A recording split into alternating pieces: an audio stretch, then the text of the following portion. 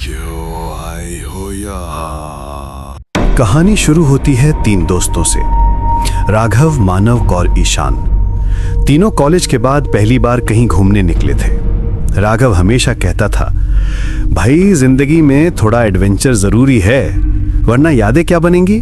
उनका प्लान था हिमाचल के एक छोटे से गांव मलाना घाटी में वीकेंड बिताने का। वो जगह बहुत कम लोग जानते थे। इंटरनेट पर भी बस 2-3 फोटोज मिली थीं।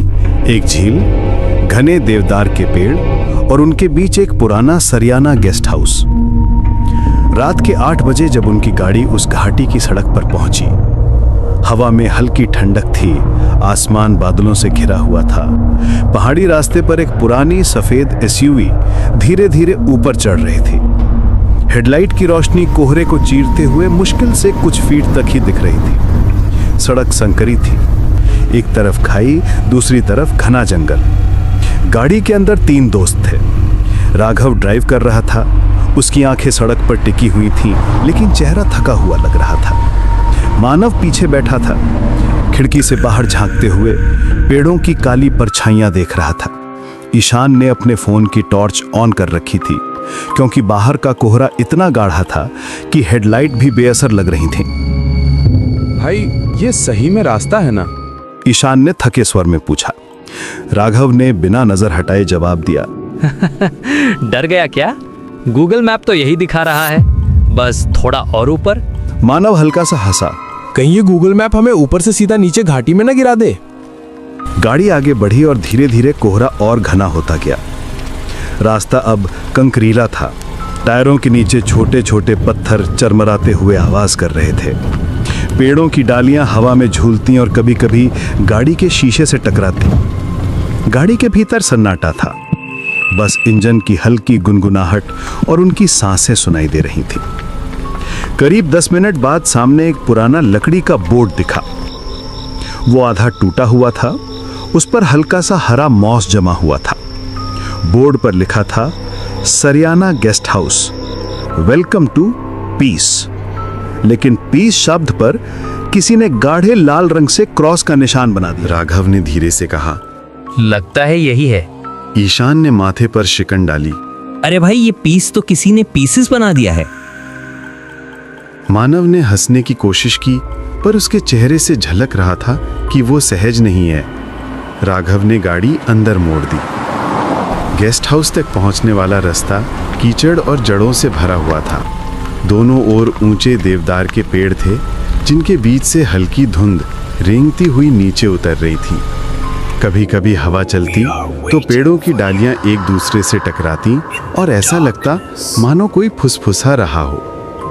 कुछ ही देर में गाड़ी एक पुराने भवन के सामने रुकी। वो 3 मंजिला पत्थर का बना था।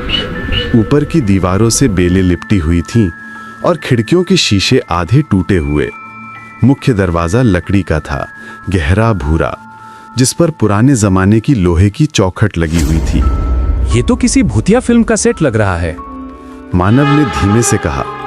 राघव ने हल्की हंसी में जवाब दिया, भाई डर मत, आज तो बस यहीं ठहरना पड़ेगा। गाड़ी से उतरते ही उन्हें ठंडी हवा का झोंका लगा। रात के 8:30 बजे थे। आसमान में चांद बादलों में छिपा हुआ था और चारों तरफ एक ऐसी शांति थी जिसमें हर आवाज गूंज जाती थी। राघव ने दरवाजे पर दस्तक दी। अंदर से कोई हलचल हुई। दरवाजा धीरे धीरे खुला और सामने आया एक बूढ़ा चौकीदार। उसके बाल सफेद थे, आंखें धसी हुई और चेहरे पर एक गहरी झुर्रियों की लकीर। वो बिना कुछ बोले कुछ सेकंड तक तीनों को घूरता रहा, फिर भारी आवाज में बोला, 3 कमरे खाली हैं, मगर ऊपर वाला मत लेना। राघव ने मुस्कुराते हुए पूछा, क्यों बाबा, ऊपर क्या है? भूत है क्या? बूढ़ा धीरे से बोला, जो ऊपर गया वो नीचे नहीं आया। एक पल के लिए माहौल ठंडा पड़ गया। ईशान ने घबराकर कहा, हम नीचे ही ले लेते हैं। बूढ़ा सिर हिलाता हुआ अंदर चला गया और तीनों उसका पीछा करते हुए गेस्ट हाउस में दाखिल हुए। अंदर की हवा सीलन भरी थी। दीवारों पर नमी के निशान थे और छत से लटकती पुरानी लाइट पीली झिलमिलाहट दे रही थी। सीढ़ियां लकड़ी की थीं और हर कदम पर हल्की आवाज देती। फर्श पर पुराने गलीचे बिछे थे जिनसे हल्की सड़ी सी गंध आ रही थी। तीनों को नीचे वाले 2 कमरे मिले। राघव ने हंसते हुए कहा, यार अगर ऊपर कुछ है भी तो उसे डिस्टर्ब क्यों करें? मानव ने कहा, भूत नहीं, ह्यूमिडिटी ज्यादा है यहाँ। उन्होंने अपना सामान खोला, गैस स्टोव निकाला और थोड़ा खाने का सामान टेबल पर रख दिया। बाहर अब हल्की बर्फ गिरने लगी थी। खिड़की के बाहर सफेद परतें जमने लगी और हवा के साथ झोंके अंदर तक महसूस हो रहे थे, जो सीधे हड्डियों में उतर रही थी। रात करीब 10 बजे तीनों ने आग जलाई। गेस्ट हाउस का मुख्य हॉल बड़ा था। बीच में फायरप्लेस, दीवारों पर पुराने शिकार के चित्र और एक टूटी घड़ी। आग की लपटें लकड़ी को खा रही थीं और उसकी चमक उनके चेहरों पर पड़कर अजीब छायाएं बना रही थी। मानव ने बियर खोलते हुए कहा, भाई सोचो अगर सच में ऊपर कुछ हो। राघव मुस्कुराया, होगा भी तो फोटो ले लेंगे, वायरल हो जाएगा वीडियो। तीनों हंसे, लेकिन तभी ऊपर की मंजिल से कोई आवाज आई, जैसे कोई भारी चीज फर्श पर गिरी हो। ठक। तीनों चुप। मानव ने गर्दन उठाई। ये क्या था? ईशान ने डरते हुए कहा, कोई जानवर होगा। लेकिन कुछ पल के बाद वो आवाज फिर आई। इस बार जैसे कोई धीरे धीरे चल रहा हो। राघव ने टॉर्च उठाई। चल देखते हैं। ईशान ने कहा, पागल है क्या? तुझे याद नहीं उस बूढ़े ने क्या कहा था? लेकिन राघव ऊपर जाने लगा। सीढ़ियां पुरानी थीं, हर कदम पर चरमराहट होती, दीवारों पर धूल जमी थी। ऊपर पहुंचकर देखा, लंबा गलियारा, 4 दरवाजे और सबसे अंत में एक दरवाजा आधा खुला हुआ। राघव ने धीरे से धक्का दिया।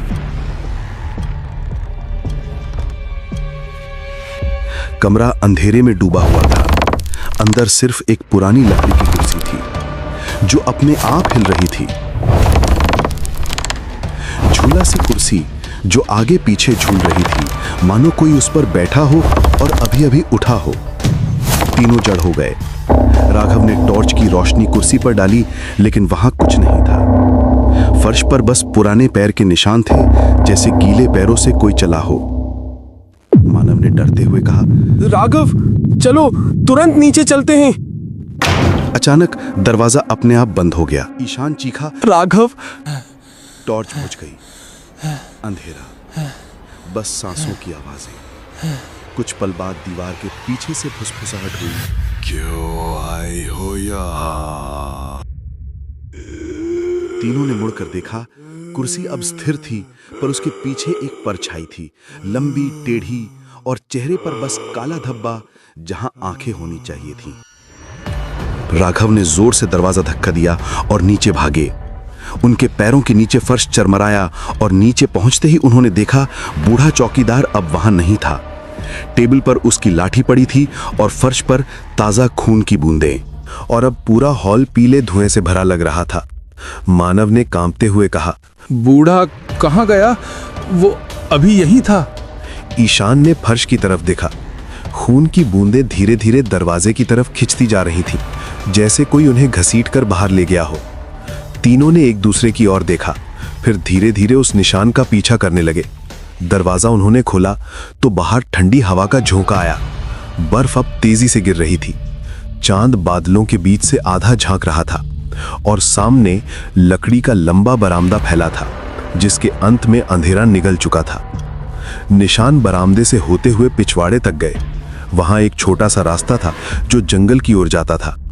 पेड़ों के बीच वो लाल निशान अब टूट गए थे और सिर्फ बर्फ पर दबे 3 अजनबी पैरों के निशान रह गए थे, एक बड़ा और 2 छोटे, जैसे कोई किसी को खींचकर ले जा रहा हो।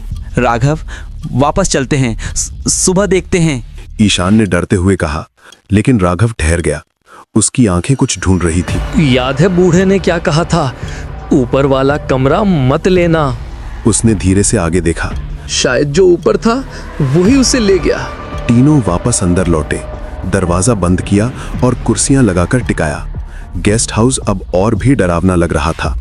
हवा दीवारों की दरारों से अंदर आती और सीटी जैसी आवाज करती। तीनों आग के पास बैठ गए। बाहर बर्फ का तूफान बढ़ गया था। मानव ने कांपती आवाज में कहा। अगर यहाँ कोई है तो वो हमें जाने नहीं देगा। ईशान ने आंखें बंद की, तू चुप कर, सुबह तक सब ठीक हो जाएगा। लेकिन तभी ऊपर की मंजिल से फिर वही आवाज आई। इस बार कदमों की नहीं, जैसे कोई जमीन पर कुछ घसीट रहा हो। राघव ने धीरे से कहा, अब की बार अगर ऊपर कुछ है तो हमें पता लगाना ही होगा। ईशान चिल्लाया, क्या पागल हो गया तू? पर राघव ने टॉर्च उठाई, धीरे धीरे सीढ़ियों की ओर बढ़ गया। मानव ने उसका हाथ पकड़ा, भाई अकेला मत जा। तीनों साथ ऊपर गए। ऊपर अंधेरा था, बस टॉर्च की रोशनी दीवारों पर घूम रही थी।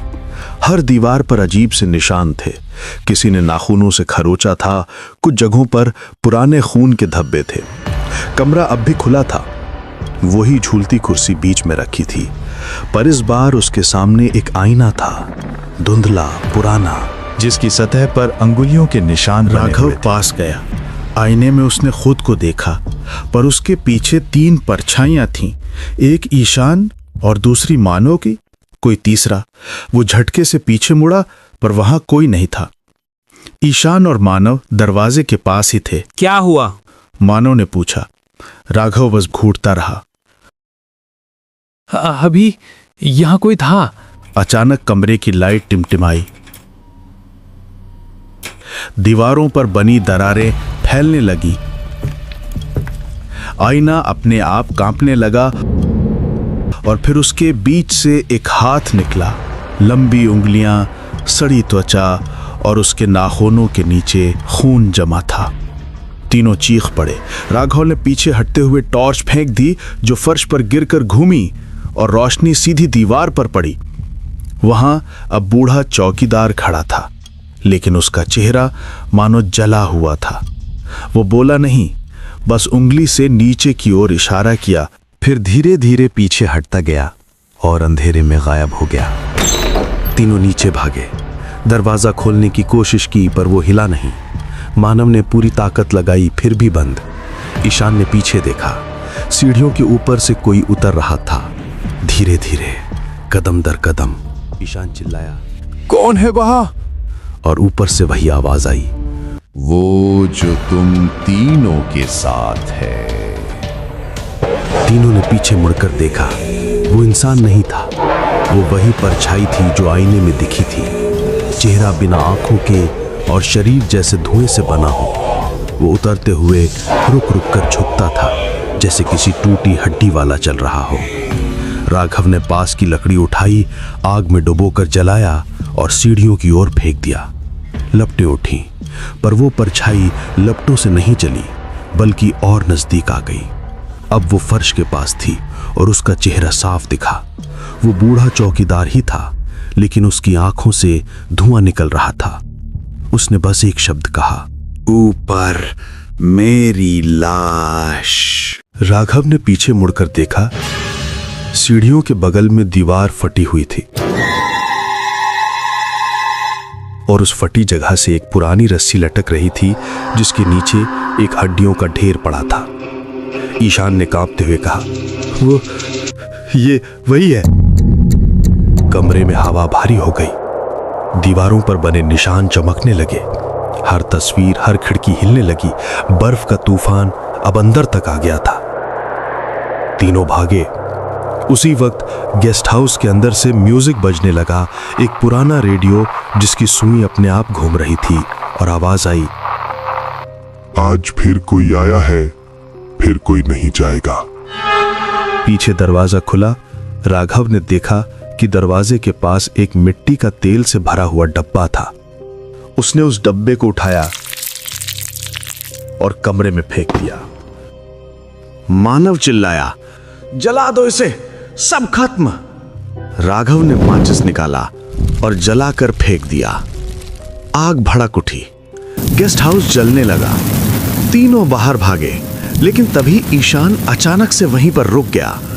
उसकी आंखें खोखली थीं, चेहरा अजीब सा था।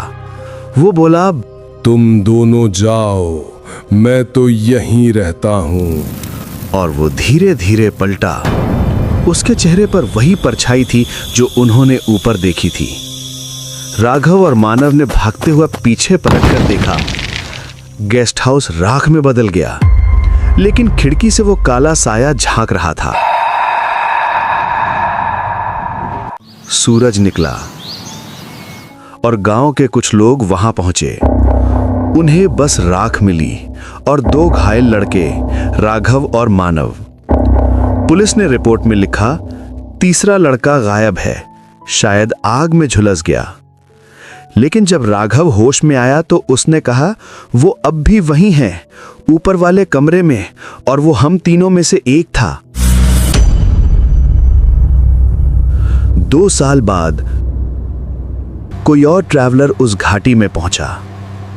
उसे वहां एक नया बोर्ड दिखा, सरियाना हाउस, रूम्स अवेलेबल, और नीचे लाल रंग में लिखा था,